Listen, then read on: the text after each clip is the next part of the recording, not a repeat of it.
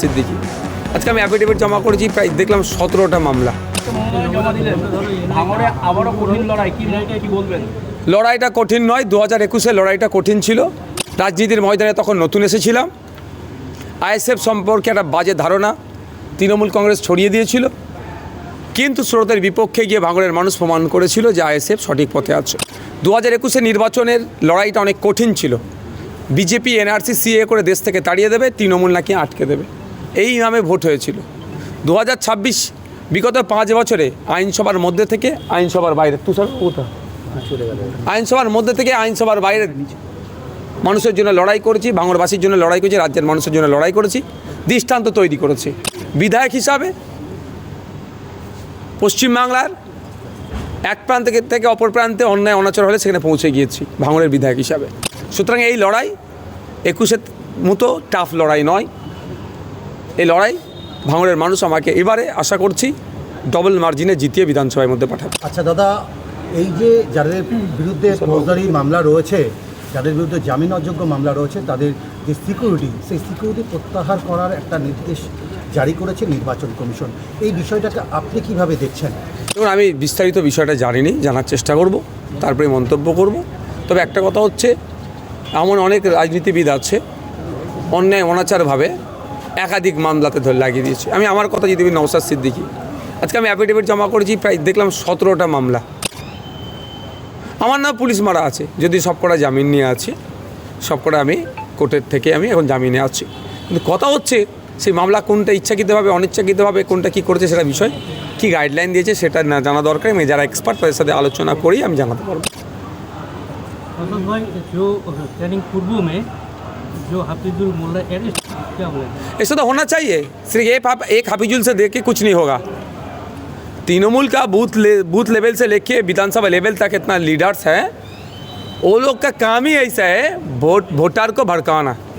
अगर तुम टीएमसी को छोड़ के दूसरे को वोट डालोगे तो आफ्टर 4th में तुम्हारा हालत क्या होगा हम देख लेंगे।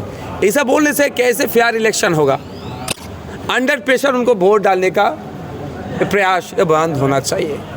हम लोग भी भांगड़ के दिए हैं बहुत कुछ रिकॉर्ड, हम लोग के पास आए, हम लोग भी ईसीआई को कंप्लेन करेंगे।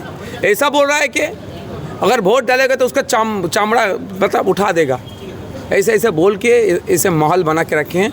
फ्री एंड फेयर वोट नहीं हो पाएगा।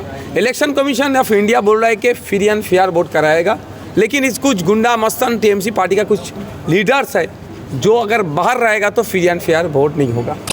দাদা, ভাঙড়ে প্রত্যেকবারে যেই পরিস্থিতি তৈরি হয়, যে নির্বাচনকে কেন্দ্র করে যেরকম একটা অশান্তির পরিবেশ তৈরি হয়, কি মনে করছেন এবারে কি সেই পরিবেশ অনেকটাই মুক্ত থাকবে? 2021-এর আগে অনেক অশান্তির পরিবেশ ছিল। 2021-এর সময় আমরা চেষ্টা করেছি অনেকটাই কন্ট্রোলে আনার, সাধারণ মানুষকেও এবং বিরোধীদের, আমাদের যারা বিরোধী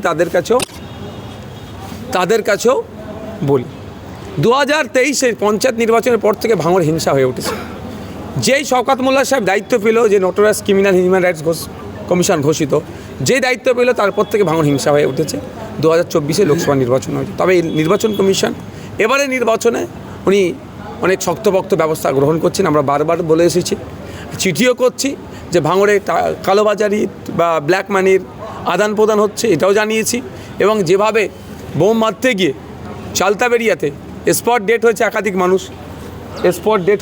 মানুষ, এবং সাথে সাথে এদিকে আসুন, সাথে যে ওখানে ওহিদুল ইসলাম বলে যে নেতা আছে তৃণমূলের, সে এখন গায়েব, ওখানেও তদন্ত হওয়া দরকার।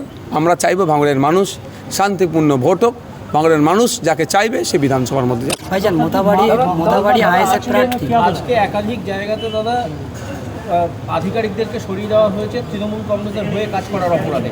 ইলেকশন কমিশন এই সিদ্ধান্ত নিয়েছে, কি বলবেন? দেখুন, আমরা আধিকারিকদেরকে নিরপেক্ষভাবে কাজ করবে এটা আশা করব, কিন্তু কোনো আধিকারিক যদি কোনো পার্টির পক্ষপাতিত্ব করে, স্বাভাবিকভাবে নির্বাচনে প্রহসনে পরিণত হবে, তাদেরকে সরে যেতেই হবে।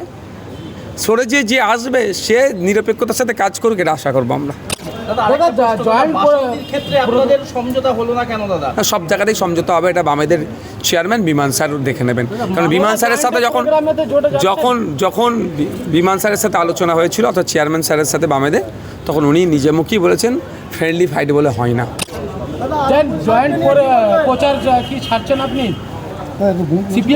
আজকে আমার পাশে কাকে দেখতে পাচ্ছেন? দেখেছি। আজকে যখন র্যালি এতে আসছিলাম আমরা, তাহলে মিডিয়া ফুটেজে আসছে না? র্যালি যখন দেখেছিলেন তখন লায়েক বাবু এখানে আমার সাথে ছিলেন।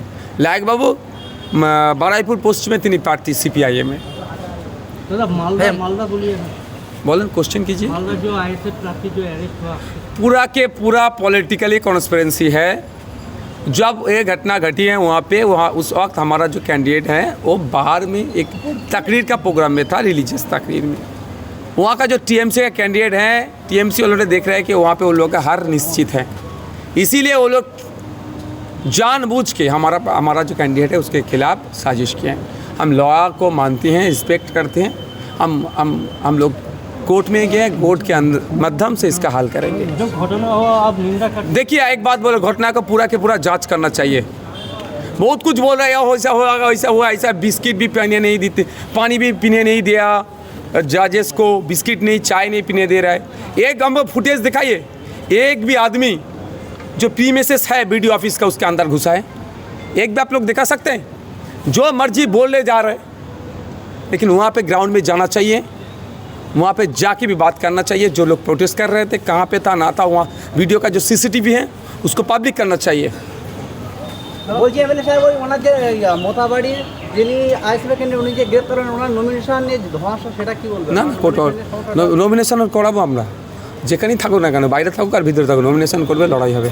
দাদা ক্যানিং পূর্বের এই হাফিজুলের বিষয়টা একটু বাংলা যদি দেখুন এই ধরনের এক হাফিজুর নয়, ক্যানিং ভাঙড় মধ্যমগ্রাম থেকে শুরু করে রাজ্যের বিভিন্ন জায়গায় এই ধরনের গুন্ডা মস্তানগুলো, সমাজ বিরোধীগুলো তৃণমূলের ছত্রছায় এসে সমাজ কাছে কুলুষিত করছে। আমার ফান্ডামেন্টাল রাইটস আর্টিকেল 326 ভোট দানের, একদিকে তো অ্যাডজুডিকেশনে যা হচ্ছে ডিলিট করে হচ্ছেই, তো কেড়ে নেওয়া হচ্ছে এক প্রকার। উল্টো দিকে যারা বৈধ ভোটার তারাও যে ভোট সঠিকভাবে ভোট দিতে পারবে সেটা আমরা ইনশিওর করতে পারি, আমরা এখনও ইনশিওর হতে পারছি না। এই হাফিজুল মোল্লারা হুমকি দিচ্ছে, এই ধরনের অনেকে আছে। যদি ভোট দাও 2004 মেয়ের পরে সেন্ট্রাল ফোর্স থাকবে না, এ থাকবে না, সে থাকবে না, বুঝে নেব। গতবারে 21 নির্বাচনের পরে পোস্ট পোল যে ভায়োলেন্স হয়েছে, এখন থেকে তাকে দেখিয়ে ভয় দেখানো হচ্ছে। এগুলো নির্বাচন কমিশন ইনশিওর করুক। ভাঙড়া এই ধরনের অবাঞ্ছিত মন্তব্য করেছে, এগুলো আমরা এই নির্বাচন কমিশনের কাছে দিচ্ছি। তারা এই ধরনের যারা মন্তব্য করেছে তাদেরকে ধরে গ্যারেজ করে রাখা হোক, ভোটে তাদের কোনো অ্যাক্টিভিটি না করতে পারে তার ব্যবস্থা করা হোক।